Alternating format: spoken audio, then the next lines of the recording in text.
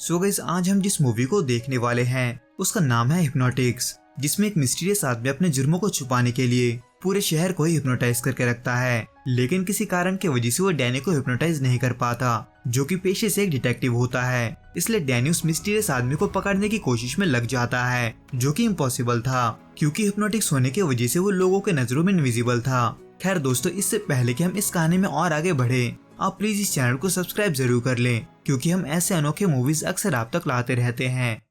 जो कि इस केस में शुरू होता है डैनी से, जो फिलहाल अपने थेरेपिस्ट के साथ अपनी बेटी मिनी के बारे में बात कर रहा होता है, जिसको 3 साल पहले किसी ने किडनैप कर लिया था, जिसका पता न चलने के कारण समय के साथ साथ डैनी का शादी भी टूट चुका था। इसलिए अपने बेटी के लिए परेशान डैनी 24 घंटे काम पर लगा रहता है ताकि उसका ध्यान बटा रहे।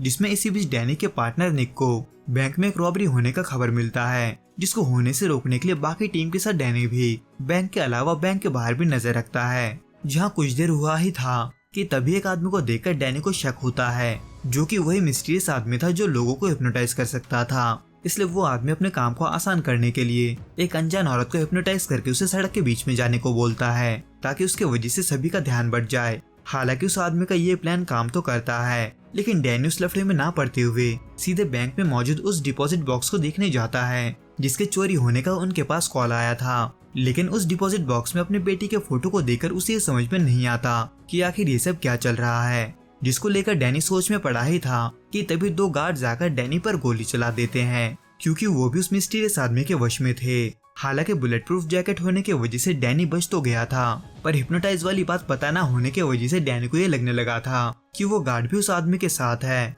जिसमें इसी बीच एक बैंकर उस डिपॉजिट बॉक्स को उस आदमी तक ले जाती है, क्योंकि वो भी उसके वश में थी। लेकिन इसके बारे में किसी को पता ना चले, इसलिए उस डिपॉजिट बॉक्स को लेते ही वो आदमी उस जगह को बॉम्ब से उड़ा देता है। पर इससे पहले कि वो वहाँ से निकल पाता, अपने कुछ आदमियों के साथ डैनी उसे घेर लेता है। हालांकि डैनी का ये प्लान काम पर साबित नहीं होता, क्योंकि वो आदमी उन ऑफिसर्स को भी अपने वश में करते हुए उनको डैनी के खिलाफ कर देता है, जो कि डैनी के लिए शॉकिंग तो था। लेकिन इसी बीच वो उस आदमी से ये भी जानने की कोशिश करता है कि आखिर उस डिपॉजिट बॉक्स में उसके बेटी का फोटो क्यों था। हालांकि इसका जवाब दिए बिना ही वो आदमी वहाँ से चला जाता है, पर उसके बेटी के फोटो की वजह से इतना तो पक्का हो गया था कि ये केस उसके बेटी से ही जुड़ा हुआ है, जिसके फोटो में लिखा हुआ था फाइंड लेव डेलरेन। इसलिए उस नाम पर थोड़ा छानबीन करने पर डायना नाम के एक फॉर्चून टेलर का नाम सामने आता है। हालांकि डायना का इन सबसे कोई लेना देना नहीं था, लेकिन जैसे वो डैनी से लेव डेलरेन का नाम सुनती है, वो समझ जाती है कि वो खतरे में है। लेकिन इससे पहले कि वो वहाँ से निकल पाती,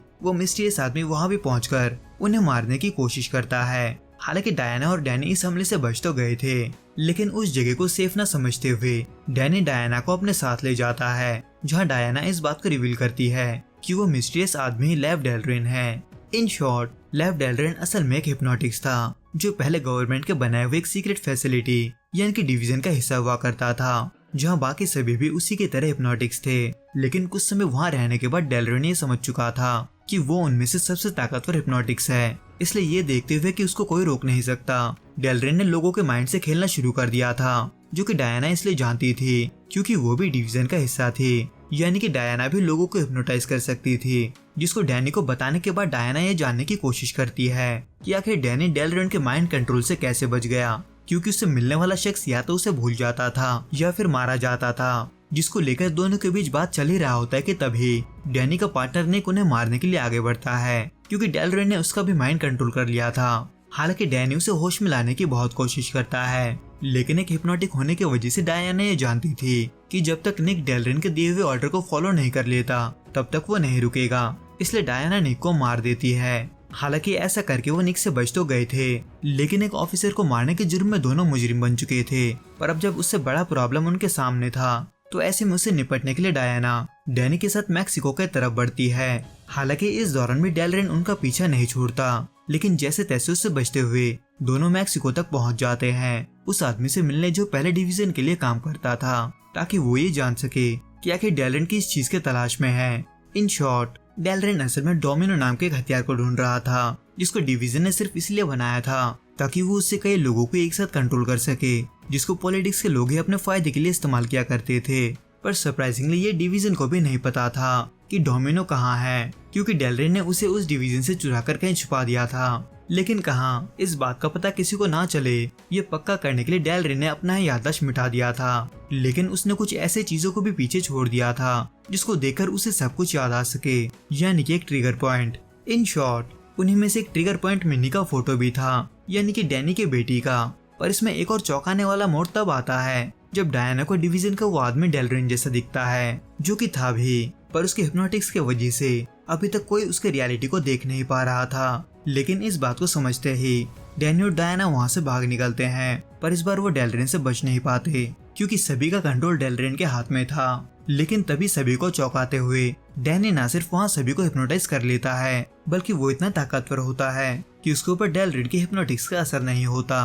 पर क्यों, ये जानने के लिए डायना डिवीजन के एक हैकर से मिलने जाती है, जहाँ छानबीन करके उन्हें ये पता चलता है कि डैनी की बीवी विवियन असल में डिवीजन के लिए काम करती थी। लेकिन ये सब डैनी को क्यों नहीं पता था, ये समझने के लिए डायना ये अंदाजा लगाती है कि शायद किसी ने उसका याददाश्त मिटा दिया होगा, जो कि डैनी को सोच में डालने के लिए तो काफी था। लेकिन उसके कुछ देर के बाद यहाँ एक और ट्विस्ट आता है, यानी कि तब जब डैनी खुद डिवीजन के डेटाबेस में छानबीन करता है, जहाँ न सिर्फ उसे डोमिनो का सच्चाई पता चल गया था, बल्कि उस सिचुएशन का भी।